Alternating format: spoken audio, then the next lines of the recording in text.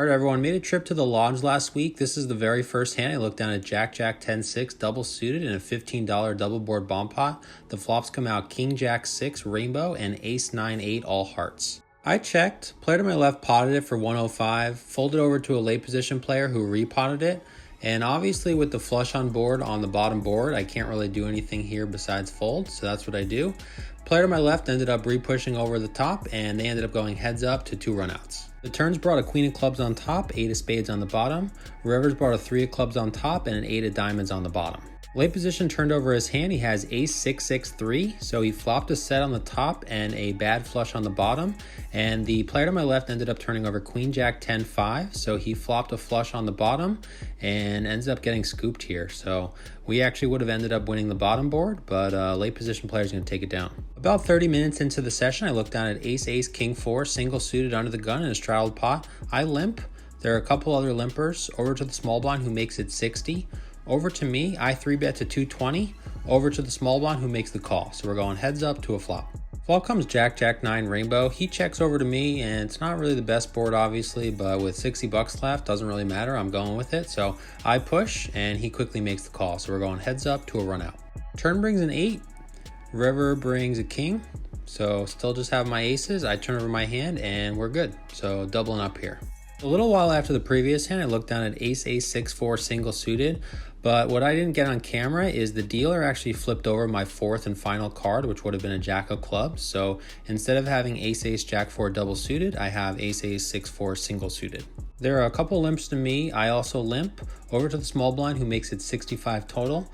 Straddler calls, another caller, and I call. So we're going 4 ways to a flop. Flop comes out 7-6-3 with 2 clubs. Small blind bets 260. Both players call over to me, and here with an overpair and a pair blocker with the gut shot, I decide to fold, but obviously if I had my original hand, I would have at least called and most likely shoved.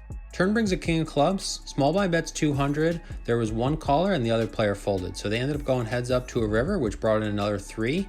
Small blind then checked. Late position bet 300. Small blind folded. And as he was folding his cards, I asked him if he filled up, and he turned over a 10-9 of clubs. So looks like I would have won a pretty big pot if I had my original hand, but he's going to take it down. Here look down at queen 7-7-2, single suited in middle position in another double board bomb pot. The flops come out ace 10-9 all hearts and queen 3 with 2 clubs. Action checks to me, I check, and action actually checks through. So we're still going 9 ways to 2 turns. Turns bring a 2 on the top and a 9 on the bottom. Action checks to me once again. I bet 100 and there's 1 caller. So we're going heads up to 2 rivers. The rivers bring a 4 on the top and a queen on the bottom. I just decide to pot it to potentially get her off a chop, and she thinks a bit and folds. So we take it down. Here look down at jack 9-5-4 single suited on the button in another double board bomb pot. The flops come out king 3-2 with 2 diamonds and ace queen 3 with 2 diamonds. Checks over to middle position who bets 105. Over to me, I call, then back to an early position player who pots it, and players fold to me. One thing that I've made a mistake with in the past in double board bomb pots is I didn't look at the other board to see if any of my blockers were on there. So obviously here I have 2 flush draws, I have a straight draw on both boards, but a lot of my blockers are actually on the other board. For example, I need a 6 or an ace on the top board for a straight. There's an ace on the bottom. I need a 2 on the bottom, which is on the top. And obviously both boards have diamonds, which really means that there's only 7 diamonds left in the deck. Now, with that being said, if I did have the nut flush draw here, I probably would have went with it, but as such, I fold. Here look down at ace queen jack 3 double suited in the cutoff in a straddled pot. Under the gun makes it 35, folds to me, I call. Small blind and big blind both call as well. Over to the straddler who makes it 210. Back to the under the gun player who pots it for over 700, back to me. So this game is pretty aggressive, so I definitely don't think these players are as strong as you would normally think in this situation. But with that being said, I definitely don't feel like calling off my whole stack, especially having the 3 in my hand. Now, if I had such as like a 10 or a 9, double suited to go with the ace queen jack, I probably would have been more likely to, but as such, I decided to fold. It folded all the way back to the straddler who ended up calling all in for about 500, and they ended up going heads up to a run out. So I captured the end of the hand here. They ended up chopping it up with the nut straights. It was 9-8-7-6 versus ace 9-9-7, 3 diamonds. Here look down at king, king, jack 10, single suited in the big blind in a straddled pot. Early position player makes it 35. One caller to me, I call, and the straddler calls. So we're going 4 ways to a flop. Flop comes king 7-5 rainbow. I check, and unfortunately action checks through. So still going 4 ways to a turn. Turn brings a 9, now giving me a double gutter to go along with top set. I bet 85. There are 2 callers over to a late position player who pots it. And I haven't really played with this guy too much, but he seems like a pretty solid European pro. So I just got to kind of believe him here that he has the straight. So I fold, other player folds, but there is 1 caller. So they end up going heads up to a river. River brought a 4, middle position checked over to late position who bet 500, which looked pretty value-y to me. Middle position player ended up thinking a bit and folding. So we unfortunately don't get to see what he had, but I mean, his line definitely looked a lot like 8-6. So he's going to take it down. Here look down at ace queen 9-7, single suited in middle position in another double board bomb pot. The flops come out king jack jack with 2 spades and 9-7-6 with 2 spades. The big blind bets $10. I make it 105 and there are 2 callers. So we're going 3 ways to 2 turns. Turns bring a 7 on the top and a 3 on the bottom. So obviously wrong board for the 7. I check. Player to my left bets 100.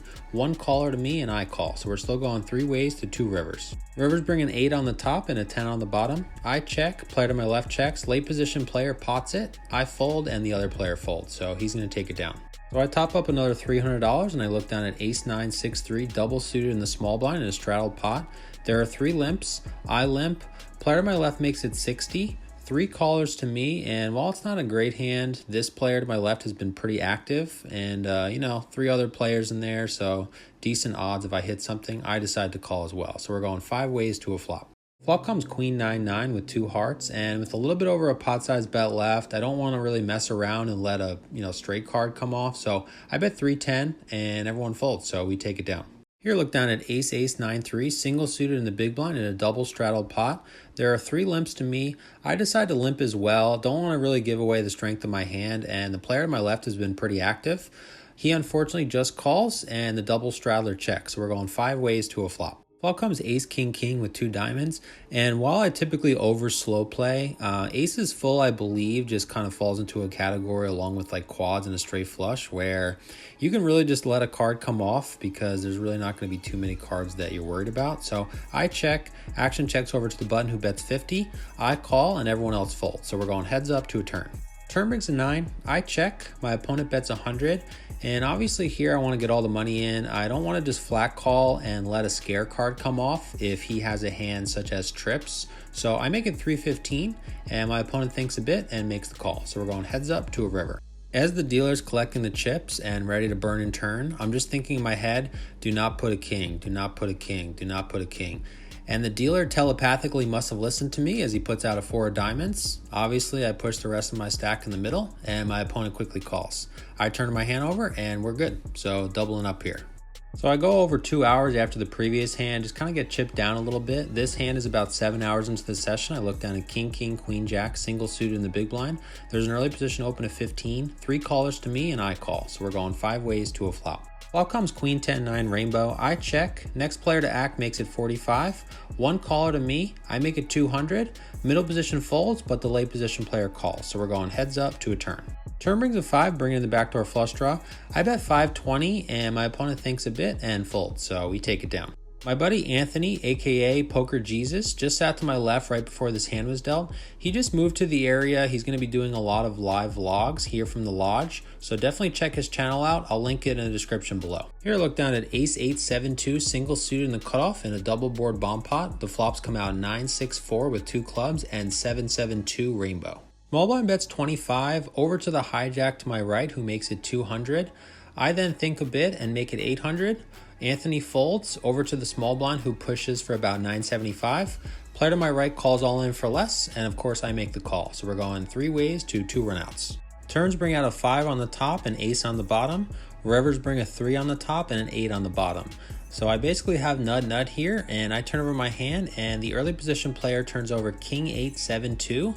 So he also has the nut straight on the top, and he also flopped the boat on the bottom, but we're going to take down 3/4 here. Early after the previous hand, I captured this hand between Poker Jeezus and the player to my right.